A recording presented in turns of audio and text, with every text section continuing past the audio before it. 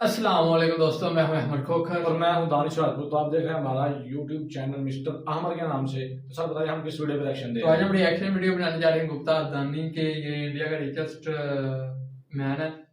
तो देखें कितने नंबर पे आता है वर्ल्ड के और इंडिया में कितने रैंक में है।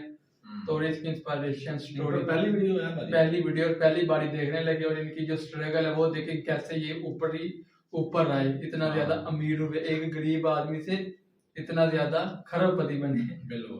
तो फिर बगैर टाइम वेस्ट किए रिएक्शन देते हैं। लेट्स वीडियो इंटरेस्टिंग होने वाली है। आप रिलायंस इंडस्ट्रीज और उसके धन कुबेर मालिक मुकेश अंबानी की बेइंतहा कमाई के बारे में तो जानते होंगे, लेकिन आज हम आपको गुजरात के एक ऐसे शख्स की कहानी बताएंगे जो दौलत के मामले में अंबानीज को भी टक्कर दे रहा है। हर दिन नए नए बेंचमार्क सेट कर रहा है और न सिर्फ भारत में बल्कि पूरी दुनिया में अपना दबदबा बना रहा है।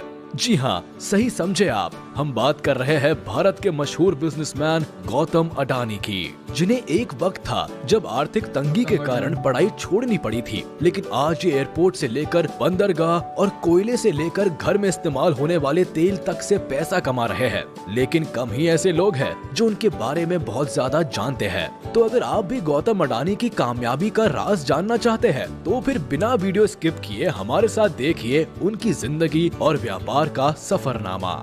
गौतम अडानी यूं तो रिलायंस इंडस्ट्रीज के संस्थापक धीरूभाई अंबानी की ही तरह पहली पीढ़ी के बिजनेसमैन हैं, लेकिन आज उनकी नेटवर्थ बाकी उद्योगपतियों से कई ज्यादा है, क्योंकि एक डायलॉग है जिसे अडानी ने सिद्ध साबित किया है। वो है, कोई धंधा छोटा या बड़ा नहीं होता और धंधे से बड़ा कोई धर्म नहीं होता। अब हम ऐसा इसलिए कह रहे हैं क्योंकि समय के साथ अडानी को जो भी धंधा मिला उन्होंने उसे पूरे मन से किया और परचम लहराते चले गए। लेकिन उनके फर्श से अर्श तक पहुंचने का सफर काफी जद्दोजहद भरा रहा है। उनका जन्म सन 1962 में अहमदाबाद के एक आर्थिक रूप से कमजोर परिवार में हुआ। पिता का छोटा सा काम था, लेकिन कुछ खास चल नहीं रहा था। ऐसे में वक्त के साथ आर्थिक हालत और बिगड़ते चले गए, जिसकी वजह से गौतम अडानी को अपनी पढ़ाई बीच में ही छोड़नी पड़ी और काम के लिए हाथ पैर मारने पड़े। इसी बीच वो बड़े शहर से बड़ी उम्मीदें लेकर कम उम्र में ही मुंबई आ गए, जहां शुरुआत में तो काफी संघर्ष करना पड़ा, लेकिन कुछ वक्त के बाद उन्हें एक डायमंड सप्लायर के यहाँ नौकरी मिल गई। 3 सालों तक काम करने के बाद उन्हें समझ में आया कि जिंदगी में करना क्या है, इसलिए उन्होंने नौकरी छोड़कर अपना काम शुरू किया और झवेरी बाजार में डायमंड ब्रोकरेज कंपनी की शुरुआत की। गौतम अडानी को अपनी जिंदगी का वाय पता था, यानी वो काम क्यों कर रहे हैं, इसलिए उन्होंने जी तोड़ मेहनत की और कम उम्र में ही धंधा दौड़ा दिया। लेकिन उनकी किस्मत चमकी 1981 से, जब उनके बड़े भाई ने उन्हें अहमदाबाद बुलाया। दरअसल भाई ने सामानों को लपेटने वाली प्लास्टिक की एक कंपनी खरीदी, मगर वो चल नहीं रही थी क्योंकि जो कच्चा माल चाहिए था वो जरूरत के हिसाब से नहीं मिल पा रहा था। बाहर देशों से कच्चे माल को इंपोर्ट करना पड़ रहा था। ऐसे में इसे एक अफसर के तौर पर देखते हुए अडानी ने कांडला पोर्ट पर प्लास्टिक ग्रैनुअल्स का आयात शुरू किया और 1988 में शुरू की अडानी एक्सपोर्ट्स, जिसका नाम बदलकर बाद में अडानी एंटरप्राइजेस कर दिया गया। इसमें धातु, एग्रीकल्चर प्रोडक्ट और कपड़े की कमोडिटी ट्रेडिंग होती थी। काम चल पड़ा तो कुछ ही साल में ये कंपनी और अडानी इस बिजनेस से बड़ा नाम बन गए और फिर 1994 में अडानी एंटरप्राइजेस को शेयर बाजार में लिस्ट कर दिया गया। फिर साल आया 1995 का। ये वो साल था जिसने आज उनके इस मुकाम तक पहुंचने की नींव रखी, क्योंकि इस वक्त गुजरात सरकार पोर्ट डेवलपमेंट के लिए प्राइवेट कंपनीज की तलाश कर रही थी। ऐसे में जैसे ही एक खबर अडानी तक पहुंची, उन्हें कमाई का एक और सोर्स नजर आया, इसलिए उन्होंने गुजरात के सबसे बड़े बंदरगाह मुंद्रा पोर्ट को ही खरीद दिया। मुंद्रा पोर्ट को खरीदने के बाद 1998 में गौतम अडानी ने Adani ports and logistics company की शुरुआत की। वैसे ये बंदरगाह की खासियत के बारे में बताए तो करीब 8000 हेक्टेयर में फैला ये पोर्ट आज भारत का सबसे बड़ा निजी बंदरगाह है और इस पोर्ट से पूरे भारत के लगभग 1/4 माल की आवाजाही होती है। साथ ही ये जगह स्पेशल इकोनॉमिक जोन के तहत बना है, तो प्रमोटर कंपनी को कोई टैक्स भी नहीं देना पड़ता।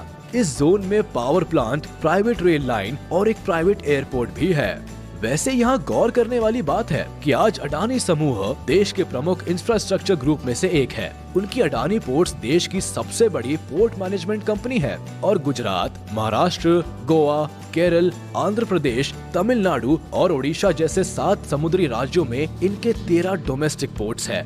खैर मुद्दे पर आते हैं। अब जैसे जैसे वक्त गुजरता गया, अडानी खुद को ग्रो करते चले गए। वो लोगों की रसोइयों तक में पहुंच गए, फॉर्च्यून के थ्रू।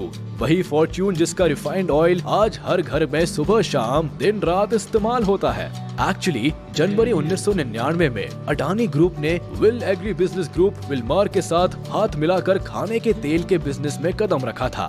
वैसे फॉर्च्यून तेल के अलावा अडानी ग्रुप आटा, चावल, दाल, चीनी जैसी दर्जनों चीजों से भी आपकी रसोई का हिस्सा बना हुआ है, जिनके रखरखाव के लिए 2005 में अडानी ग्रुप ने फूड कॉर्पोरेशन ऑफ इंडिया के साथ मिलकर अलग अलग राज्यों में बड़े बड़े साइलोज बनाए। साइलोज बेसिकली वो चीज होती है जिसमें बड़े पैमाने पर अनाज को रखा जाता है। साइलोज की कनेक्टिविटी के लिए अडानी ग्रुप ने निजी रेल लाइंस भी बनाई ताकि अनाज को लाने ले जाने में आसानी हो।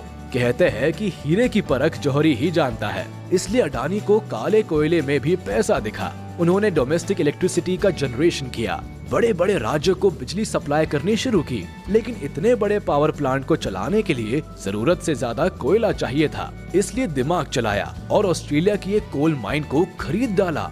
फॉर्च्यून इंडिया मैगजीन के मुताबिक 2010 में अडानी ने लिंक एनर्जी से 12,147 करोड़ में कोयला खदान खरीदी थी। गीली बेस्ट क्वींस आइलैंड में मौजूद इस खदान में 7.8 बिलियन टन के खनिज भंडार है, जो हर साल 60 मिलियन टन कोयला पैदा कर सकती है। इसी तरह इंफ्रास्ट्रक्चर की कमी से इंडोनेशिया में मौजूद तेल, गैस और कोयले के लिए अडानी ग्रुप ने साउथ सुमात्रा से कोयला ढुलाई के लिए $1.5 अरब निवेश करने की घोषणा की। उस समय इंडोनेशिया निवेश बोर्ड ने बताया था कि अडानी समूह 5 करोड़ टन की क्षमता वाले एक कोल हैंडलिंग पोर्ट का निर्माण करेगा और साउथ सुमात्रा आइलैंड की खदानों से कोयला निकालने के लिए 250 किलोमीटर रेल लाइन बिछाएगा। खैर, अडानी अपना कारोबार फैलाते गए और पैसा अकाउंट में आता चला गया। जिस अडानी साम्राज्य का कारोबार 2002 में $76.5 करोड़ था, वो 2014 तक आते आते बढ़कर $10 अरब हो गया। साथ ही वक्त की जरूरत को देखते हुए अडानी ग्रुप ने नेचुरल गैस के क्षेत्र में भी बिजनेस को बढ़ाया और 2017 में सोलर पीवी पैनल बनाने शुरू किए।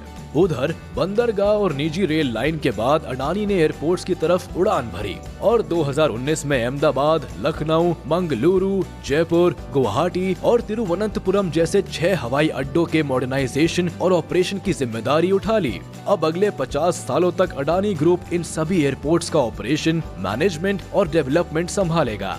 वही मुंबई इंटरनेशनल एयरपोर्ट लिमिटेड में भी अडानी ग्रुप के पास 74% की हिस्सेदारी है और ये किसी को बताने की जरूरत नहीं कि भारत में मुंबई एयरपोर्ट दिल्ली के बाद देश का सबसे बड़ा एयरपोर्ट है।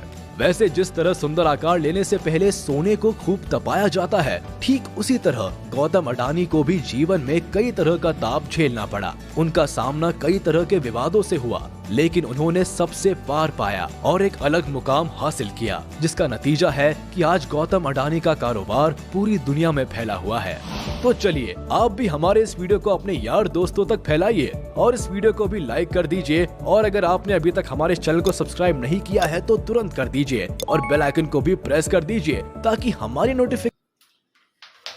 ओ भाई साहब, मजा आ गया यार वीडियोस देखकर। जितनी तारीफ करें उतनी कम है। गरीब घर का लड़का, अब हम लोग देख ले खरबों से भी ऊपर पति है। बिल्कुल, इतना ज्यादा पैसा यार, यानी कि 5-6 उसके अपने हवाई अड्डे हैं यार। इस बंदे से ये पता चलता है कि बंदा मेहनत करे तो फल लगता है, फल मिलता है। ये बात है कि उस बंदे ने मेहनत किया। अब देखिए उसे दुनिया भी जानती है, उसके पास पैसा भी तो है। पहली बार हम लोगों ने वीडियो देखी थी, बहुत ही कम लोग जानते होंगे जिन्होंने वीडियो देखी उनको भी पता है। पहली बार सुना, पहली बार देखा है। तो शायद जो इंडिया में हो उनको तो पता ही होगा कि ये कौन है। तो मजा आ गया वीडियो देखकर। ये जो है ना, क्या नाम है, अडानी, गुप्ता अडानी, ये तकरीबन इस तरह के जो पाकिस्तान है वो तकरीबन 70-50 लाख पाकिस्तान खरीद सकता है, जितने इसके पास पैसा है। जितना पैसा, बिल्कुल ऐसी बात है। तो हमारे पाकिस्तान $10 अरब तकरीबन क्या कह रहे थे? $10 अरब है जो प्रॉपर्टी है, $10 अरब की। बढ़िया पैसा यार। जितना आप लोग बैठ जाए, आप लोगों को तकरीबन पता नहीं कितने साल तो लग भाई बात ये है कि यार अगर ये देखनी चाहिए, स्ट्रगल करनी चाहिए। ये इतना ज्यादा मेहनत है। जो मुकेश अंबानी जो